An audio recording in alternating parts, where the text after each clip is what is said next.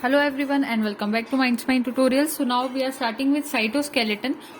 जैसे कि एक ह्यूमन बॉडी की बात की जाए तो वहां पर स्केलेटल सिस्टम होता है, पूरा स्केलेटन पाया जाता है जिससे कि बॉडी को सपोर्ट, स्ट्रेंथ और एक मतलब फ्रेमवर्क मिलता है। उसी तरह से एक सेल की अगर हम बात करें तो सेल को भी एक स्केलेटन की जरूरत पड़ती है, उसी को हम साइटोस्केलेटन का टर्म यहाँ पर देते हैं। So cytoskeleton is a complex network of protein filaments of the eukaryotic cell. It is capable of repositioning the internal organelles, changing the cell shape and migrating the cell from one position to another. Most eukaryotic cells contain cytoskeletal fabric formed of microtubules, microfilaments and intermediate filaments. जिसमें से ऐसा कहा जाता है कि cytoskeleton में ये दो चीजें बहुत इंपॉर्टेंट होती है, माइक्रोट्यूब्यूल्स एंड माइक्रोफिलामेंट्स, लेकिन हमारे इंटरमीडिएट फिलामेंट्स भी इंपॉर्टेंट होते हैं तो उसको भी हम यहाँ पर कवर करेंगे। अब स्टार्ट करते हैं। सो माइक्रोट्यूब्यूल्स की अगर हम बात करें और माइक्रोफिलामेंट्स की, तो हम इसको थोड़ा कंपैरिजन के वे में ही समझते हुए यहाँ पर चलेंगे ताकि आपको यहाँ पर इसका एक कंपेरेटिव स्टडी भी समझ में आ जाए। तो माइक्रोट्यूब्यूल्स स्टूडेंट्स ये हमेशा याद रखना कि इनका स्ट्रक्चर हमेशा हॉलो होता है, ठीक है, हॉलो पाइप के जैसा स्ट्रक्चर होता है माइक्रोट्यूब्यूल्स का। वहीं अगर हम बात करते हैं माइक्रोफिलामेंट्स की, तो microfilaments solid rod like structure होते हैं, सॉलिड रॉड लाइक स्ट्रक्चर होता है। तो ये अगर हॉलो पाइप एक नॉर्मल पाइप जैसा होता है, पाइप की अगर आप बात करते हो तो उसमें माइक्रोट्यूब्यूल्स आ जाते हैं, और अगर आप सॉलिड रॉड देख रहे हो तो वहां पर माइक्रोफिलामेंट आ जाता है। उसी तरह से ये बने किसके होते हैं, तो ट्यूब्यूल से आप याद रखेंगे ये बने होते हैं ट्यूब्यूलिन प्रोटीन के, ट्यूब्यूलिन प्रोटीन के बने होते हैं, ट्यूबुलिन प्रोटीन के। वहीं कोई पूछ लेता है कि फिर माइक्रोफिलामेंट किस चीज के बने होते हैं, तो ये एक्टिन प्रोटीन और मायोसिन प्रोटीन के बने होते हैं, एक्टिन और मायोसिन प्रोटीन के बने होते हैं। उसकी लोकेशन की बात की जाए तो ये नॉर्मली कहाँ पाए जाते हैं, तो ये आपको याद होना चाहिए कि ये सीलिया में, फ्लैजिला में यहाँ पर लिखा हुआ है, देखो सीलिया में, फ्लैजिला में पाए जाते हैं। इसके अलावा भी और कुछ नाम होते हैं, मैं उसको ऐड कर रही हूँ यहाँ पर। सीलिया को CF फ्लैजिला के लिए, फिर उसके बाद बेसल ग्रेन्यूल्स में पाए जाते हैं, BASALGRANULES स्पेलिंग होगी, बेसल ग्रेन्यूल्स। इसके अलावा जो स्पिंडल फाइबर होते हैं, स्पिंडल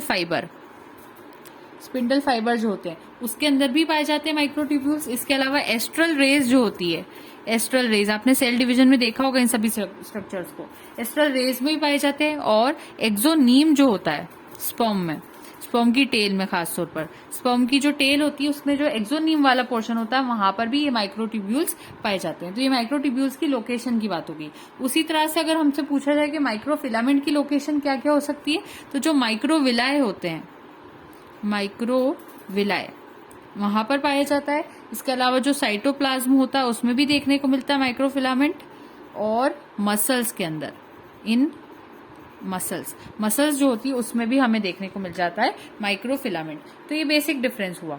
एक यहाँ पर पॉइंट मिसिंग रह गया, सेंट्रियोल में भी एग्जाम्पल आता है लोकेशन में, सेंट्रियोल। तो ये सारी चीजें आती है। अब इसके स्टेटमेंट को देखते हैं। They were discovered by De Robertis and Franchi in 1953 in the axoplasm and were named as neurotubules. पहले इसका नाम न्यूरोट्यूब्यूल्स रखा गया था। They are tube like unbranched cylindrical structure of diameter 20 to 30 nanometres. 20 से लेकर 30 नैनोमीटर का इसका क्या होता है, डायमीटर होता है।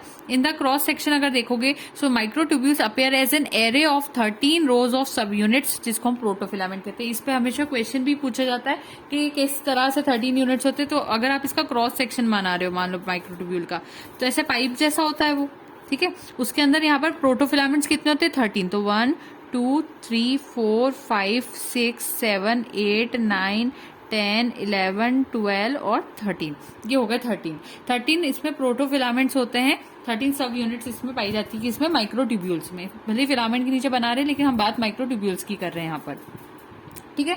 और फिर यहाँ पर ये भी याद रखना कि इसका ये जो पूरा डायमीटर या इसका पूरा वो होता है, उसको 250 एंगस्ट्रॉम्स तक मेजर किया गया है, 250 एंगस्ट्रॉम्स तक होता है। उसके अलावा अंदर वाले की बात की जाए तो ये कितना होता है, ये 150 एंगस्ट्रॉम्स तक होता है। और अगर हम बात करें इसकी, सिर्फ इतने से पाइप की यहाँ पर विड्थ तरह का अगर हम देखें तो ये कितनी होती है, 50 एंगस्ट्रॉम तक होती है। ये सारी पॉइंट्स आपको पता होना चाहिए। और एक और चीज होती है कि ये जो ट्यूबुलिन प्रोटीन का माइक्रोट्यूब्यूल बना होता है, माइक्रोट्यूब्यूल हमने बात की थी किसका बना होता है, ट्यूबुलिन प्रोटीन का। तो ये ट्यूबुलिन प्रोटीन ना डायमेरिक इन नेचर होता है। कैसा होता है, डायमेरिक होता है। डायमेरिक नेचर यानी इसके अंदर दो पार्ट्स होते हैं। कौन से, एक होता है अल्फा और एक होता है बीटा। अल्फा और बीटा दोनों क्रॉस लिंक्ड ऐसे चेन तरह के स्ट्रक्चर्स वहां पर बनाते हैं, इस टाइप से देखने को मिलता है। So these sub units are the हेट्रोडाइमर, dimer आ गया, called turbulent, turbulent alpha and beta, तो ए एंड बी लिख दिया इन्होंने यहाँ पर, अल्फा बीटा की बात हो रही है। The tubulin binds to colchicine and vinblastine at different binding site. अब ये बहुत इंपॉर्टेंट है, ये याद रखना कि जो ट्यूबुलेंट होता है वो कॉल्चीसाइन के ऊपर और विनब्लास्टिन जो डिफरेंट बाइंडिंग साइट होती है वहां पर जाके उसके साथ अटैच होता है। अब फंक्शंस ऑफ माइक्रोट्यूब्यूल्स की बात करते हैं। Mechanical function, morphogenesis, cellular polarity and motility, circulation and transportation, cilia, flagella, basal bodies, centrioles, microtubules is the main component. The microtubules are arrange in a special fashion in cilia and flagella, जिसको हम 9+2 का fashion कहते हैं, और centrioles में ये 9+0 का fashion show करता है। मैं आपको डिटेल में बताऊंगी, इन सबको भी सीलिया फ्लैजिला को पढ़ाऊंगी, तब आपको समझ में आएगा स्ट्रक्चर से कि हम इसका क्या मीनिंग यहाँ पर लेना चाह रहे हैं। अब माइक्रोफिलामेंट की बात करते हैं। माइक्रोफिलामेंट पेलेविस एट ऑल 1974 ने डिस्कवर किया था। ये लॉन्ग सिलेंड्रिकल फाइबर्स होते हैं 5 से 7 नैनोमीटर इन विड्थ के, ठीक है। अब माइक्रोफिलामेंट स्टार्ट हो गया। अब यहाँ पर माइक्रोफिलामेंट में क्या होता है कि माइक्रोफिलामेंट में यहाँ पर बताती हूँ, माइक्रोफिलामेंट, ठीक है। माइक्रोफिलामेंट में क्या होता है कि ये ऐसा कहा जाता है कि ये ग्लोबुलर प्रोटीन है, सॉरी फाइब्रस प्रोटीन है। एक सेकंड, चल ठीक है, लिख देते हैं हम लोग, ये फाइब्रस प्रोटीन है, ऐसा कहा जाता है। ये कैसा प्रोटीन है? फाइब्रस प्रोटीन है। लेकिन जब भी फाइब्रस प्रोटीन बनता है तो वो छोटे छोटे ग्लोब्यूलर प्रोटीन से ही बनता है, ग्लोब्यूलर प्रोटीन से बनता है। सो माइक्रोफिलामेंट फाइब्रस प्रोटीन होता है जो कि छोटे छोटे जी एक्टिन रहते हैं। फॉर एग्जांपल आप इसे समझ लो, ये देखो छोटे छोटे ग्लोबुलर प्रोटीन से, इनको हम कह सकते हैं सब जी एक्टिन है। तो ये जी एक्टिन मिलकर क्या बनाते हैं? फाइब्रस तरह का या फिर एक मेन एक्टिन फिलामेंट बनाते हैं। तो ग्लोबुलर ही मिलकर फाइब्रस प्रोटीन बनाता है, इसी को माइक्रोफिलामेंट कहते हैं। तो आप देख सकते हो यहाँ पर ये वाला माइक्रोट्यूब्यूल का डायग्राम है, तो इसमें ट्यूबुलेंट सब यूनिट में अल्फा और बीटा को शो किया गया है। किस तरह से अरेंज है? एक अल्फा की लेयर है, एक बीटा की, तो वो कैसे अरेंज है? स्पाइरली अरेंज्ड है। एक्टिन फिलामेंट आपको दिखाई दे रहा है यहाँ से। उसके बाद ये इंटरमीडिएट फिलामेंट का डायग्राम है। अब हम समझते हैं इसके टेक्स्ट को भी। तो ये माइक्रोफिलामेंट का टेक्स्ट है। दे रिप्रेजेंट एक्टिव और motile part of the cytoplasm and play a major role in cyclosis and amoeboid motion. Cyclosis amoeboid motion में आ जाता है। Microfilaments contain contractile protein such as actin, myosin, tropomyosin, troponin C, alpha actinin etcetera.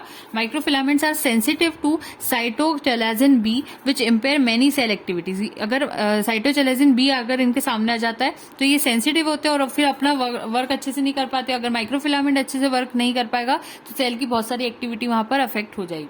Intermediate filament को पढ़ते हैं। They have mean thickness of 10 nanometres, 10 nanometres तक की thickness होती है, and are heterogeneous in biological and chemical properties. On the basis of morphology and localization it can be grouped into 4 main types. Keratin filament, जिसको हम tonofilament भी कह सकते हैं, neurofilament, glial filament and heterogeneous filament. Intermediate filaments are resistant to colchicine and cytochalasin B and are sensitive to proteolysis. तो आपको सभी में याद रखना कौन किसको लेकर सेंसिटिव था। जैसे मैंने आपको यहाँ पर सेंसिटिविटी साइटोचैलाजिन बी के लिए बताई थी, और यहाँ पर मैंने साइटोचैलाजिन बी भी बताया, कॉल्चीसाइन भी बताया और प्रोटियोलिसिस भी बताया। वहीं यहाँ पर एक इंपॉर्टेंट पॉइंट क्या था कि ट्यूबुलिन हमेशा किससे बाइंड करता है? कॉल्चीसाइन से बाइंड करता है और विनब्लास्टिन से बाइंड करता है। तो ये तीनों पॉइंट्स आपको याद रखने हैं, इस टेक्स्ट को यहाँ पर अच्छे से याद कर लेना है। तो यहाँ पर आपका जो साइटोस्केलेटन का मेन पोर्शन था, जिसमें आते हैं आपके microtubules, microfilaments and intermediate filaments, हमने तीनों चीजों को यहाँ पर कवर किया है।